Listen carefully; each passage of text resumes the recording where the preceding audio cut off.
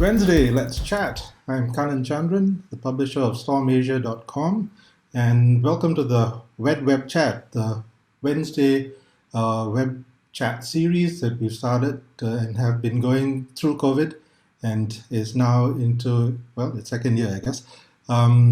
We do this every first and third Wednesday of the month, and we have different issues to discuss. We have panelists from different industries coming together to talk about various points.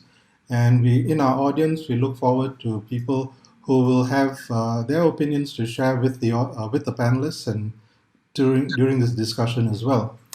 Yesterday we had the budget 2021 with Deputy PM Heng Keat delivering it. What he called a labor of love because his team worked through Valentine's Day for it. By and large, the reaction from a few people who have spoken to us feel that it's a fair budget, it's pragmatic and it's balanced. There are some that says that it's a bit more targeted, and if you're not within the targeted group of industries or businesses, then you are kind of left in the lurch. But I guess a budget doesn't catch everybody all the time, and when it does, you do get the little amounts of money that are paid out to households. I'm not quite sure how much $200 a year will go, how far that will take you, but you get that nevertheless. So today's session, we have Ku Swee Yong, who was on our last session. He's a CEO of International Property Advisor. And his latest book, The Future of Real Estate, is his sixth on the industry. It's at the back there. Welcome, Swee Yong, again. Always good to have you here. We have KC Lau, who's a chartered accountant and also an author of Tax Planning Singapore, which is in its sixth edition. KC runs his own practice. Welcome, KC. Thank you. And we have a fresh graduate, Carissa Sim, who has been trying hard to get a regular job and has her own share of experiences, a fair share of experiences that she'd like to talk about in this session. Welcome, Carissa. And we have P. Jeyaratnam, who's an investor and an entrepreneur and has his fingers and mind in many, many things. Always good to hear his views on a variety of topics. Welcome, Jaya.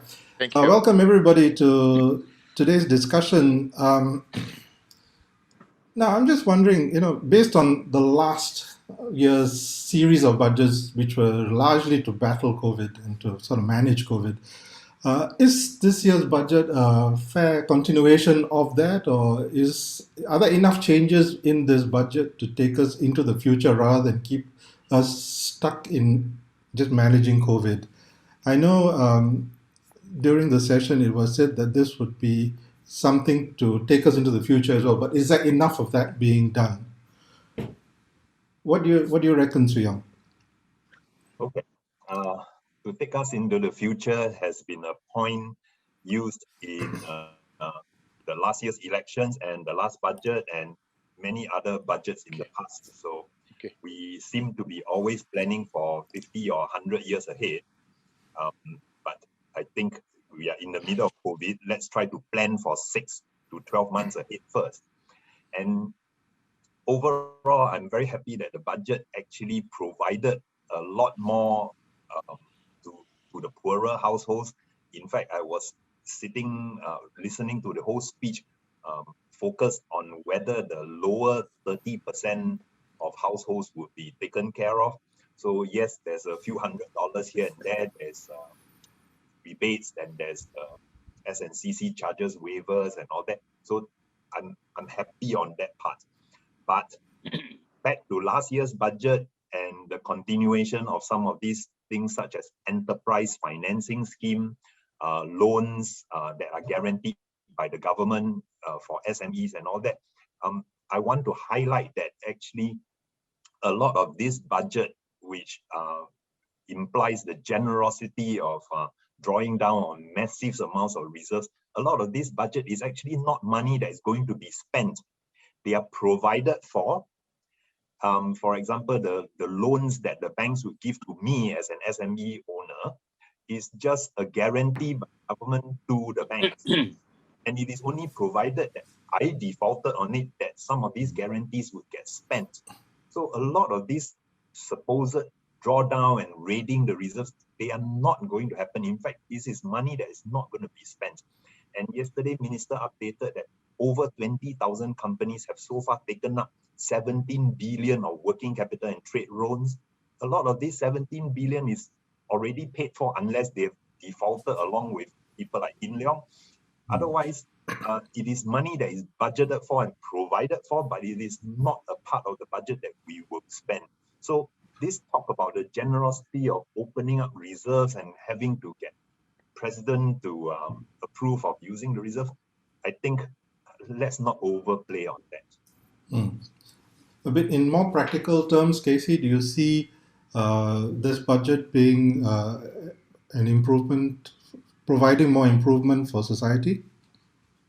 This is the budget which I've seen, as far as I can see, is one without much changes to the tax law and stamp duties and so on. There are three areas which I think the government has decided to change or to extend. The first one is donation to the 250% donation has been extended.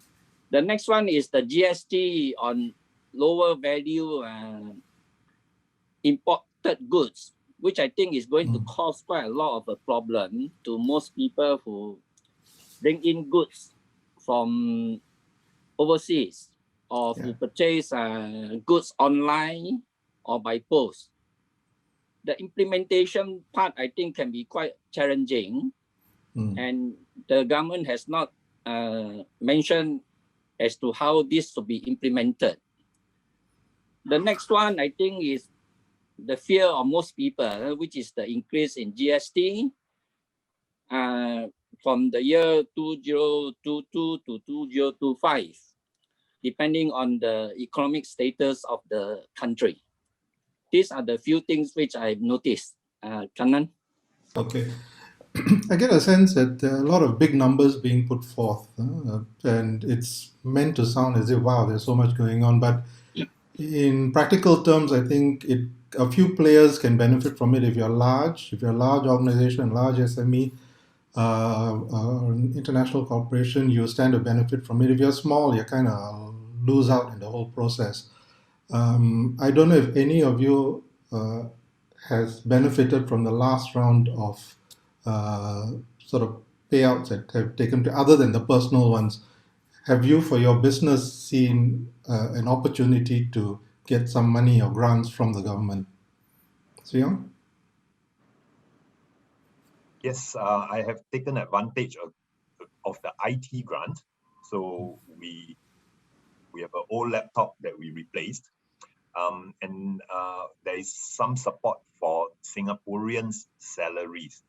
But because my business is I'm a property agency business, so most of my colleagues are not on full-time salary, they are on commission basis. So I did not get that much, but yes, it was quite several thousands. What was beneficial was that the landlords could reduce my rentals during the circuit breaker period.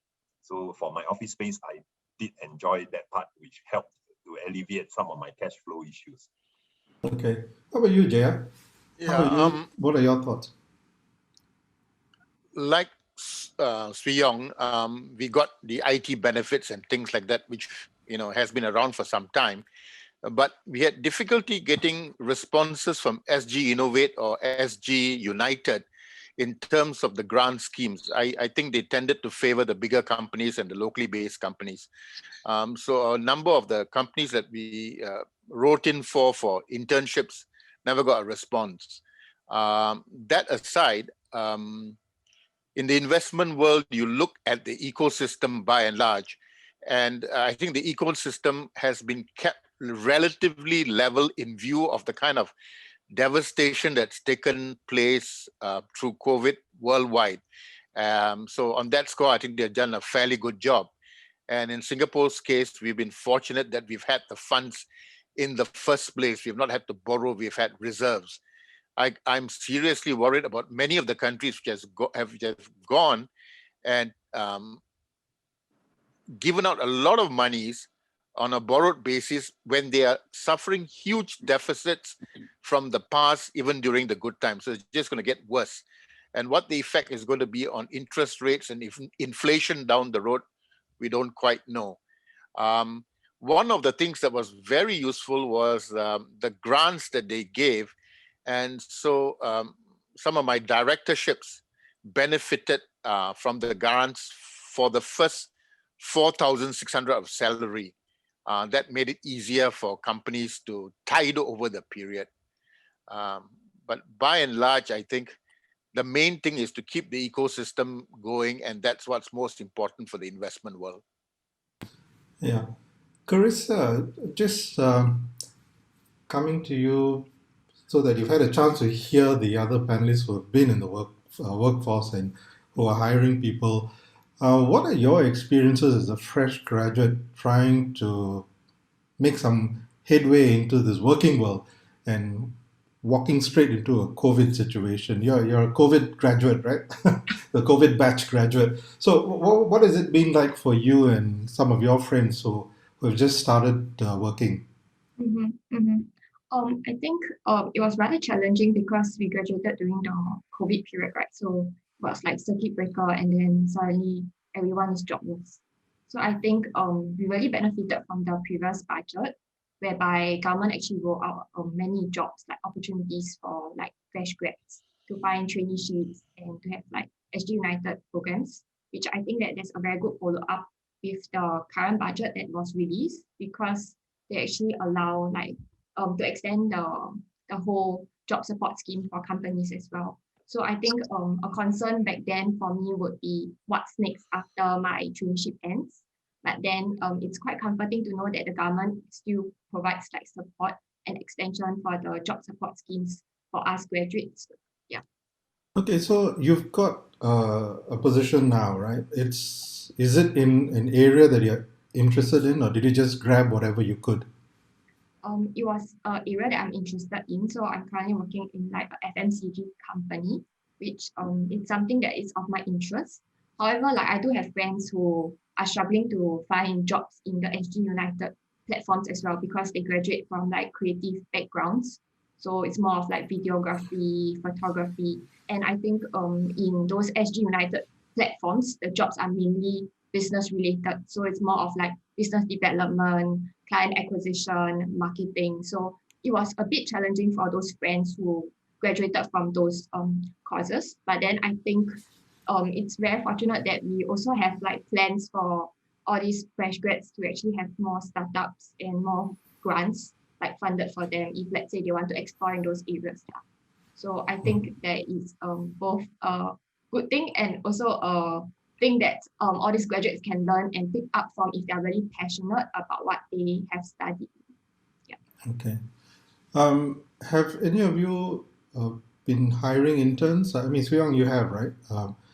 What's the situation where do you have a lot to choose from now, or are you still sort of struggling to find the right fit for even? I mean, I'm sure you want the right sort of intern to join.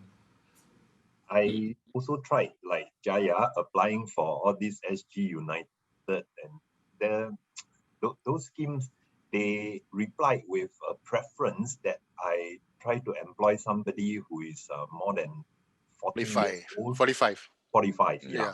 And what I wanted to do was to beef up my research as well as the content creation, and then putting some of my opinion pieces into video form or into PowerPoint slides. And so getting somebody who is above 45 and then explaining to him firstly about real estate, and then having him help me with potting this content onto YouTube and Telegram. And it's difficult for me to go through that process to shortlist and interview people to find the correct fit. So I ended up hiring a fresh grad who finished his degree in May. And so that is helpful. And then in addition, I got interns during holidays or weekends to come and support the work. So that was that has got nothing to do with the COVID package. I would have done that even if times were normal. Okay. So I suppose the benefit for all of you is that you could carry on with a lot of things because it's not large organizations that you run. Right? You're not too hampered by COVID and the situation that has resulted from it. But for people that you know in larger organizations, what are their views on the budget and maybe this budget? Have you heard from any of them? Casey, with some of the companies that you work with, have they reacted at all to the budgets? Okay, I think the most they benefited from is the job support scheme, and I think this has helped them to retain staff without having to put them on part-time or even retrenchment. So this government actually has done the best thing in terms of retention of jobs. Kanan, yes. Okay. Yeah. So Jaya. Yeah, just to add to that, those JSS schemes came in very handy, and it helped to tide over a situation where you gave the benefit of the doubt and tried to keep your employment levels without retrenching anybody. That was psychologically very good for the workers and for the companies to try and tide over. And on that score, they are extending it in this year's budgets for another 6 months for those industries like in the travel, aviation, construction, and hotel industries, which have been very badly hit. I mean, SIA is down, I think 93 or 97% on the number of passengers that they've taken in January, which is scary. And we don't have the benefit of a local flight routes. It has to be international from day one. And when borders are closed, it becomes very difficult. And further to what Swee Yong mentioned about those who are trying to take across those who are 45, for the startup scene, which I'm involved in, a bit more tricky, but some of the more traditional industries where family members are involved in, say, food industry, manufacturing, and so on, they were able to benefit from the older worker resource, and they could go ahead with that. So on that score, those schemes came in very handy. Okay. But I noticed even with the ongoing support of the GSS, the quantums are coming down, right? It's initially 30% and then down 10%. And when I look at the numbers, I don't know, it just tends to point towards preference for certain newer industries. So you got 5.4 billion for the jobs, and then you have 900 million for households. You have 1 billion for investments, the Temasek coming in with half. And then the aviation sector gets 870 million, and that's like seriously badly hit, right? I'm not sure whether this will take it very far. I think the sectors that they mentioned, aviation, tourism, transport, and then I count the company names pop up: SBS Transit, Comfort, Delgro, SMRT, SIA, Sydney Airport, SIA, and okay, and then it is tapering off. And then when I go to People's Park, for example, walk around People's Park, and you see that there are at least 50 travel agencies there, started for almost a year.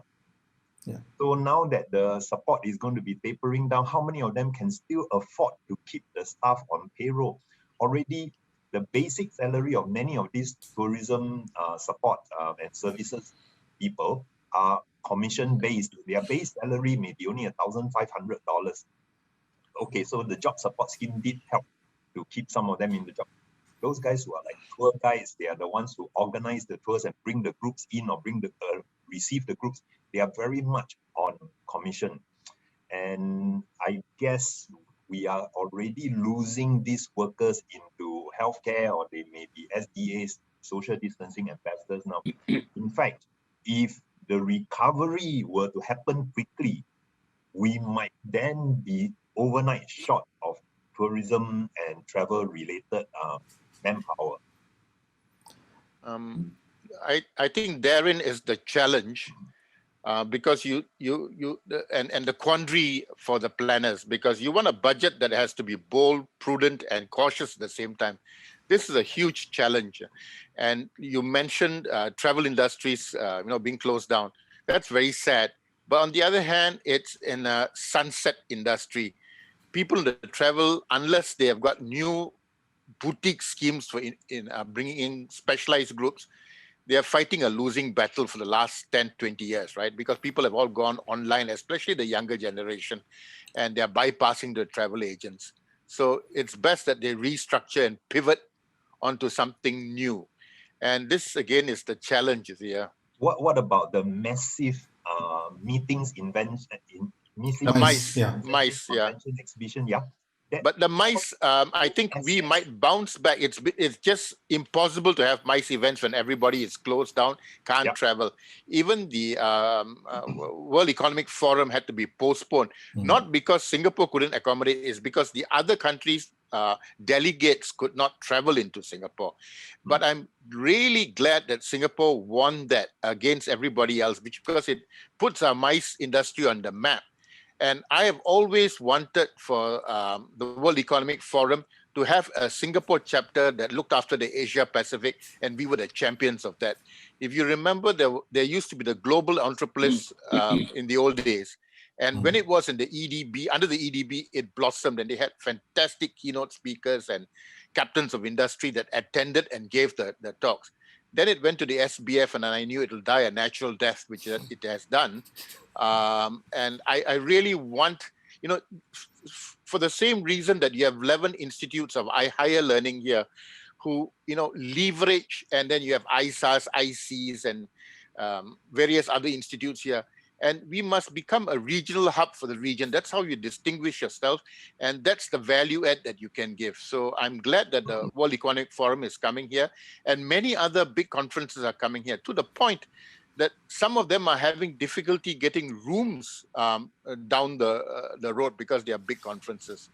So that's a refreshing point to note.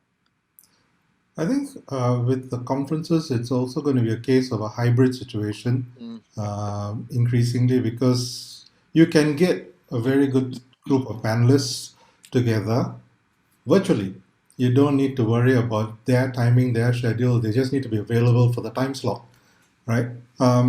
Yes. So would the whole industry be affected by what's been taking place during COVID? I think, if you take the convention industry or the conference industry, I've been on the steering committee, and I've been a board member of MIT Smart here, and we've organized the MTech conference for the last 7 years, and we've had about 700 people who pay up to $2,000 to attend it. But last year we had to do it online. We got a good level of speakers, especially from overseas, and we are noted for that. But our revenue base dropped dramatically. You cannot sustain that business on the online model, at least for us. And so that's a challenge. And of course, many of delegates miss the networking and the interactions between academia, venture capitalists, private equity, new startups, and so on. So you think about the spin-offs of a 700 people meeting over 2 to 3 days in Singapore, the spin-offs of F&B, shopping, the hotel rooms, and how many headcount actually supported your event. So you are creating a lot of jobs those 3 days. But right now, just to summarize this whole conversation, my money is on Zoom stock. Yes. Okay, Kanan. Yes. Yeah, there's another area which I think the government has overlooked, and that is the medical hub, which we have been trying to promote. I've got a lot of clients in the medical profession who are running their own clinics, and they depend very much on overseas patients. And these patients are now not allowed to come into Singapore.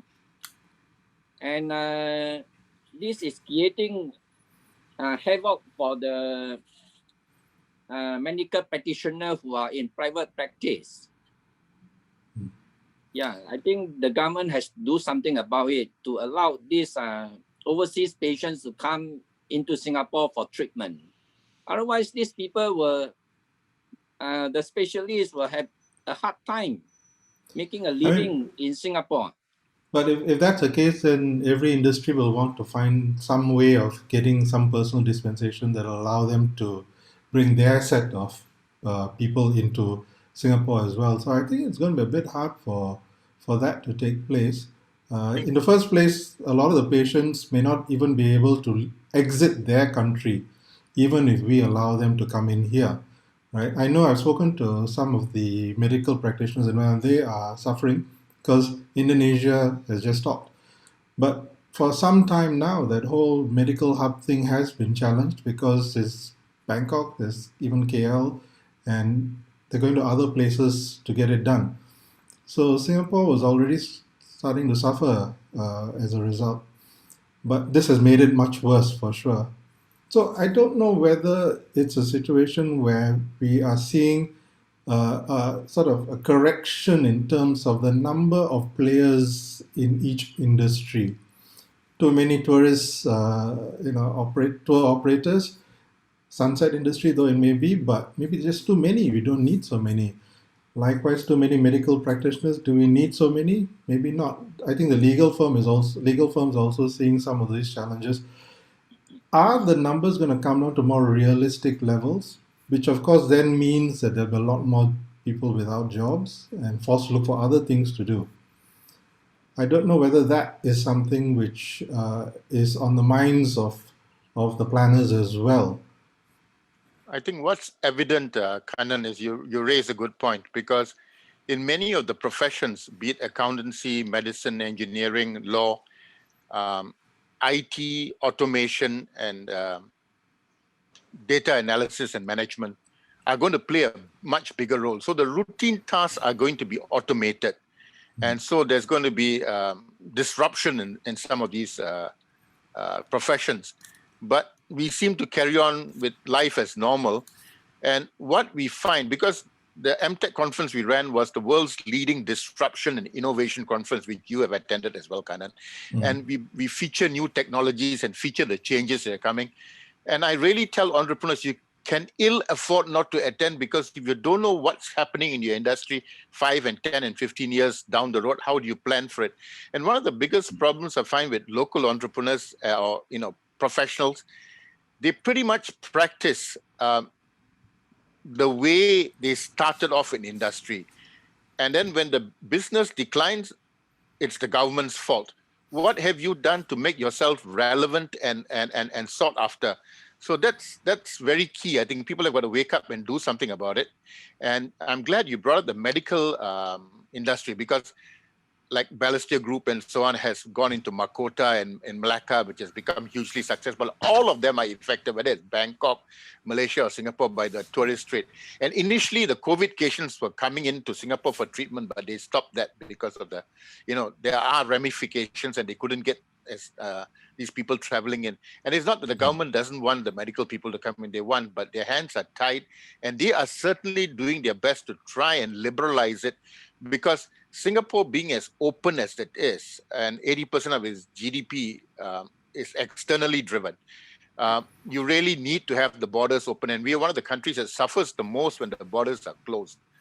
But on the medical front, I might add that for startups in the medical area, it's become very good in Singapore. And for the first time, let's say in the last 10 years, they're allowing, in the past, if you go as a startup to any government hospital or any other hospital, private, they'll say, what's your track record? And if you don't have track record, forget it. How do you get track record if nobody wants to give you a chance? Now they let you at least do a pilot project, and if it's good, you scale up.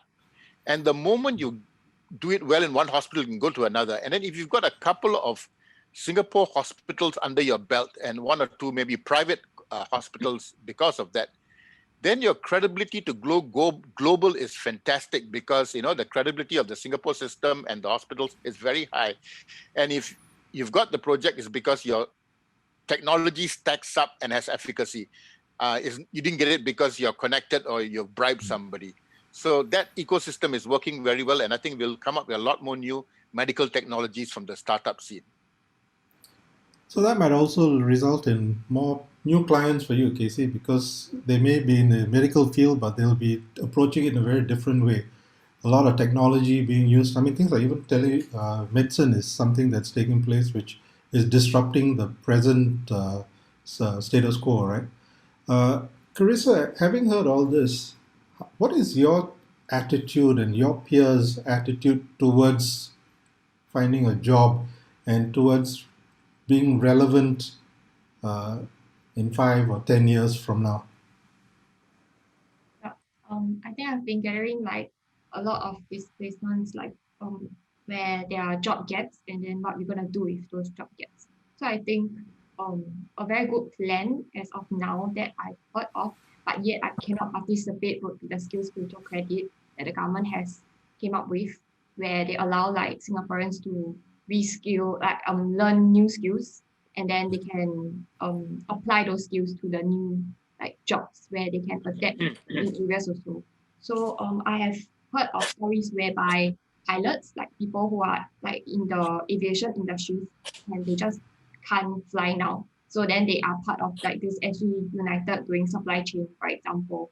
So I guess in this moment of this pandemic, it's really to be agile and to just keep up with like what are the current trends and where the upcoming industries are in the future. Yeah. Are you optimistic or are you fearful for your future? Well, I would say maybe optimistic. I mean, there will be many challenges coming along the way. So I think a very important like thing that people like us, these young generations, can have in mind would be the grit attitude to just have this passion and perseverance towards our long-term goals now. Because I think there'll be many challenges and many things that will be coming our way. There's a lot of uncertainty, randomness, and yeah, it will just be very challenging. But I think the grit itself will keep us going, and therefore we can be optimistic about whatever the opportunity arises. Yeah. So your long-term goals, are they kind of fixed or are you open to new things that come in, which may take you off the path totally? Well, for myself, I think I am open to the various industries because like now, because of this pandemic, we have seen that tourism suddenly becomes like a new sunset industry where it used to be like for publishing companies.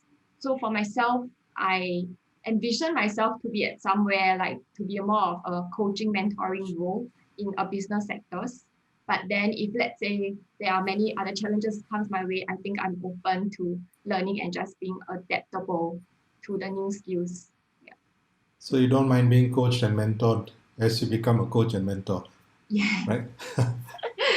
Actually, with all this masking and social distancing, as well as maybe blended teaching, the current undergraduates and whoever is in school now coming into industry over the next 2 to 3 years, the challenges are even bigger. So the students are short of networking opportunities, and they don't need to turn up in class that often. It is often online. And then if you are in class, you're wearing a mask, and so the lecturer can't recognize you as well as in the past. And so later on, you send off your CV and you require your professor to be your sponsor and referee. The professor can't recognize you. So we are facing new challenges now. And of course, back to in the chat group, Jeyaratnam, hi Jeyaratnam, the face-to-face meetings are still preferred. Yes, in a lot of circumstances, face-to-face meetings. In fact, professors coaching the students, especially on, for example, final year projects, important research that you use to end off with your master's thesis and stuff. That facet is going to be lost. So the winners will be the ones who, not only the students are adaptable to this new way of life, the professors must also be able to adapt to this new way of life. And so for the next few years, I think we are going to see a lot more things that are sort of topsy-turvy or wonky as all of us start to adjust these things. There's a question from Glenn about cooling measures, and I think property is on the minds of a lot of people here. Any thoughts on that, Swee Yong, Casey, or Jaya? I think cooling measures would be very tough to implement right now. Yes, there is some exuberance and hype in some of the new launches that have sold very well at sort of crazy prices. But even GameStop, even Bitcoin at $50,000, you still find a higher. So in any market, there will be people who think that higher can go higher. Of course, until the crash comes and wakes them up. But right now, to implement cooling measures, don't forget that the last update by Finance Minister a few months ago was that there were still 30,000 home loans that were under the moratorium, meaning they are sort of asking the banks to let them defer their payment or reduce payment somewhat. And even if only 10% of these 30,000 resulted in defaults, that's 3,000 properties that are going defaulted, and that would then come out into the auction market. And in an auction sale, when it is transacted, valuations would be lowered, and therefore you would affect the general valuation of the properties of that neighborhood of that 3,000 properties. And then it would cause further other problems for neighbors around. I think cooling measures may be difficult to implement. At most, Ministry of Finance might say, let's reduce home loans, let's tighten up on the home loan criteria by a bit more so that people do not over borrow. But I don't think there will be a direct real estate cooling measures in the form of additional stamp duties or restrictions on age and stuff. Swee Yong. Swee Yong? Yeah, May I ask you one question? Is the public housing still affordable to the younger generation? Okay, so public housing is now what they call the K-shape, meaning some of the young, new ones, younger public housing, those that are built 40, 45 stories with great views overlooking, for example, the Tanglin Halt neighborhood that is full of 10 stories. So if you are the relatively newer Tanglin Commonwealth properties, you overlook and you've got fantastic views. Those relatively newer ones are still trading higher and higher, but the older ones, flats such as Toa Payoh, Lorong 1 and 4, fantastic location, Toa Payoh, but because they are 40 years old, the valuations are still sliding as we speak. So overall, the HDB resale index has been climbing up slowly because the weightage of the number of new flats that are resold versus the number of old HDB flats that cannot easily be resold. The weightage is in favor of relatively newer flats at higher prices. And so it's become a sort of a split market. And if we were not careful, and our economy keeps trying to attract very high value, very rich people, and at the same time we are trying to attract very low wage workers into all the menial type of job categories, if we are not careful, the entire country starts to become K-shaped as well. We'll have two tiers of citizens, very rich and people who are just depreciating. Carissa, what do you feel about your future prospects of buying a house in Singapore? I think at my age, most of my friends are actually going for BTOs instead. But then I think a challenge of BTOs is like they have to be bidding for BTOs now, and then 6 years later, 7 years later, then they can collect their keys and have a flat. So I think from this 6 years and 7 years, what are they going to do? Like, how are they going to accommodate? Like, how are they going to be living together with their in-laws? Or are they going to rent a house or waiting for the 6 to 7 years? Because by the time they get the flat, then they'll be like, oh, I'm a bit too old to start a family. So I think it's also a very concerning issue within like my generation people, or mainly my friends who are really like at their late 20s. I think one consideration for Carissa is surname Sim and her future partner, whether their parents can help them. to get a head start. Otherwise, it's going to be difficult going forward.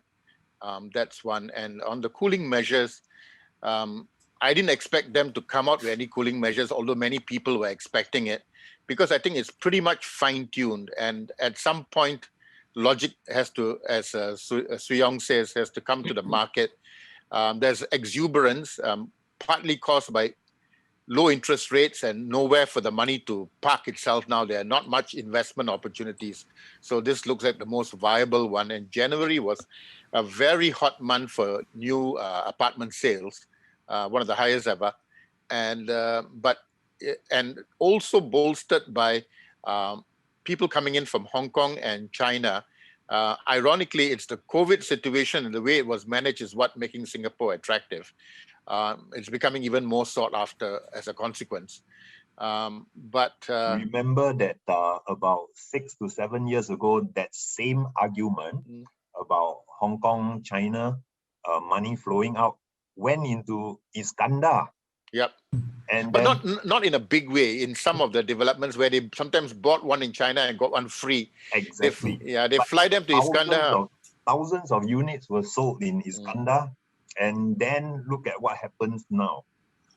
So I don't know when but I think the monies that are coming to Singapore are the more discerning monies of the high net worths, and they want out. They want to have an alternate asset safety net parked elsewhere, so that if there are any issues going down the road, they have an escape clause. Iskandar was it was just what's it development called? There was one particular development which was China developed, Forest City, Forest City, and many of them got the apartment free, got it free when they bought one in China, and then they showed them how close Singapore was when they arrived at Iskandar, not realizing that you need a passport to cross. If you look at all of this, do you think Singapore being an attractive place for the wealthy to come is going to make the K-shaped society even more evident? Because there's a lot more rich money coming through here now, right? Definitely. And the rich has been bringing in money since we liberalized the market about 15 years ago, in tandem with bringing in the casinos and trying to attract the ultra high net worths. We've got the Sentosa Cove development, for example. And then we opened up new laws around the setup of funds, new trust structures, for example. And then all the private banks were also helping to pool clients and their assets to be managed here. But in terms of real employment, I have met people working in family offices, 5 employees in Singapore, but they are managing $2 billion.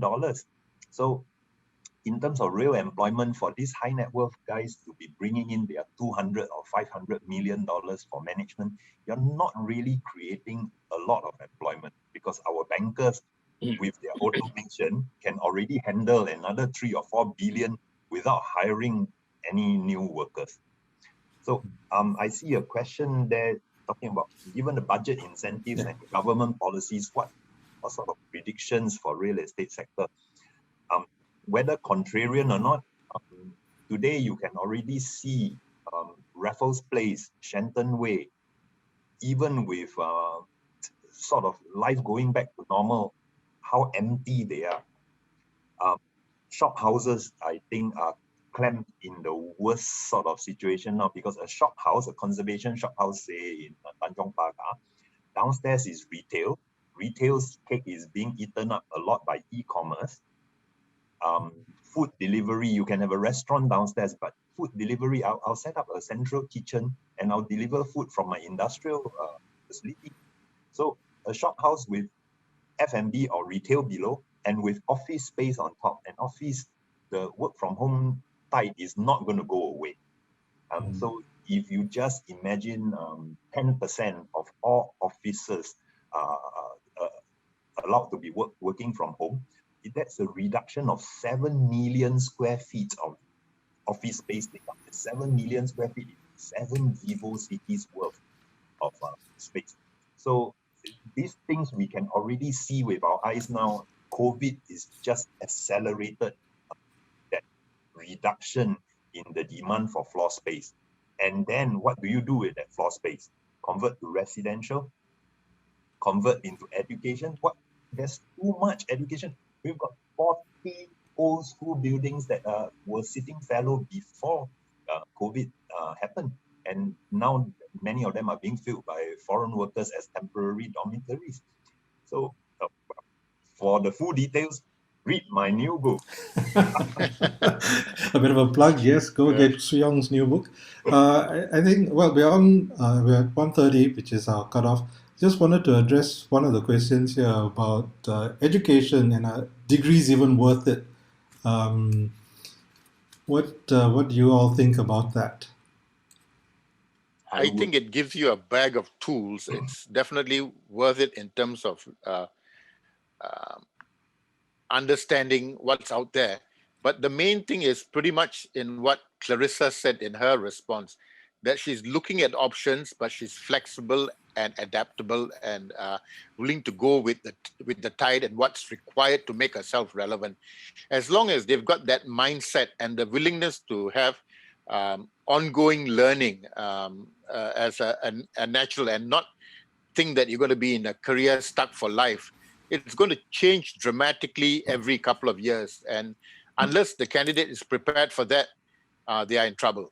So learning a discipline is good, but having that flexible mindset to adapt and move along as you go along is very important. And as Swee Yong said, the trends are changing. I mean, if you even look at restaurants, those with central kitchens, and they are doing multiple cuisines, Italian, Japanese, French, Chinese, from one kitchen and supplying other ones, so surviving because they lower overheads and there's a customer base. Yes. So they've got to adapt and make themselves relevant.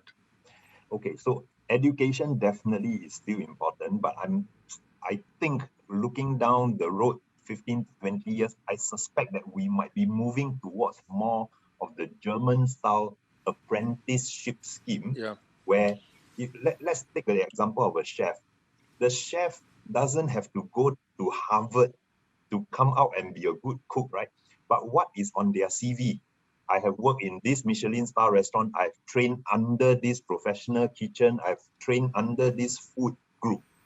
And that goes into their CV. So for our business graduates, for our IT graduates, engineering, if we could, in fact, include a lot more in the curriculum where they are able to train under a zifu, train under a master apprentice type of scheme, I think that would boost our education value and for graduate quality a lot more.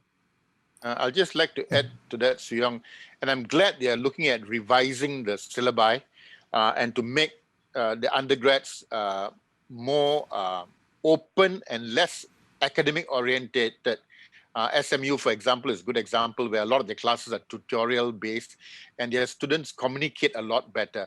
But the depth in NTU and NUS is fantastic, but they have to make themselves relevant, communicate, and learn other skills, which, if a person like Carissa will not have difficulty finding placement simply because she's open and communicates clearly and has those skills. And what I was going to say was these things are very important. You should not dry the students up when they finish, when they graduate, they don't want to touch the book anymore and they are so exhausted and drawn. The comparison I make is Scandinavia. They have got the highest per capita creation of startup companies and what you call unicorns, the highest number of unicorns per capita in the world, in Sweden, in Finland, in Denmark, Norway. Why? Because they go into the education system, they know where to get the resources, they don't have to mug and kill themselves, but they come out full of great ideas, enthusiasm, and a belief of wanting to change the world in which they live in. So your Skypes and your Spotifys and all that come from these countries. Thanks, Young. Casey, any last words before we take the last words from Carissa? Yeah, on the topic of education, I think we have to split into two areas. One is general education, and the other one is professional education. In the case of professional education, you have to go through certain courses to be able to qualify as a doctor, for example, a lawyer, accountant, and so on. I think that part of the education is something which we can't do through experience on the job or working on the job. General education is something which anybody can learn on the job. And I think you have to split the education into two areas. It is even more important for tax accountants and for doctors to learn on the job rather than graduate with a big textbook. But I think it's the main thing is that you have your kit of tools. Trained under a capable professional, you need to have the entrance level. Before you can get into that apprenticeship under a capable QC or medical specialist and so on. The English system of practicing accountants and chartered accountants wasn't like that. 30 years ago, you could have an engineering degree and then you join PwC London and then you come up 2 years later as a CA. So the licensing of lawyers, in fact, all these things we got to start rethinking. It is the professional bodies that are in fact defending their own turf that is making that degree worth something. But the degree may be worth something, the person actually doesn't have real skills to treat human. Okay, cool. Carissa, last words? Yep. I do agree with like what Swee Yong and Casey have mentioned. So like the education wise and how like we will need to have like this apprenticeship, like more of an internship kind of opportunities for our students to learn. So I think personally for myself, I actually went from poly and then I took a gap year. So I was actually working for 2 years before I went back to pursue my degree. So to be honest, like I feel that the skill sets required will be more important than the degree itself. But the degree itself helps like the graduates in terms of their future prospects, in terms of like how much they are aspiring to earn in that society, in our society, I would have to say. Yeah, but I think it's really to be open to learning and to have a lot of soft skills. I think soft skills is really a very essential thing as of now, as because we have a lot of things changing and there's a lot of like randomness and just a lot of uncertainty. So I think having the right mindset as well as to have the right soft skills and to be open to learning. Yeah, I think I will just end off by saying that I think being anti-fragile is very important. Something that I really value in a book that I picked up is written by the author of Black Swan. I think anti-fragile, it makes a person stronger and to become better from all the resistance and shock and all the uncertainty. So I think the mindset at the end of the day is still very, very important in this time. Okay, cool. Thank you. Casey, Carissa, Jaya, Swee Yong, thank you for sharing your thoughts on this topic. Thanks to the audience for their questions and their inputs as well. It started off as a discussion on the budget and has gone into education, which I think is quite important in the grand scheme of things. The ability to stay curious about things, about what's going on, because in a world that is disrupting and changing so rapidly, if you don't have the curiosity to go and look for things and understand how the various parts can come together today and down the line, you are going to be in a lot of trouble very early on in your career and in your lives.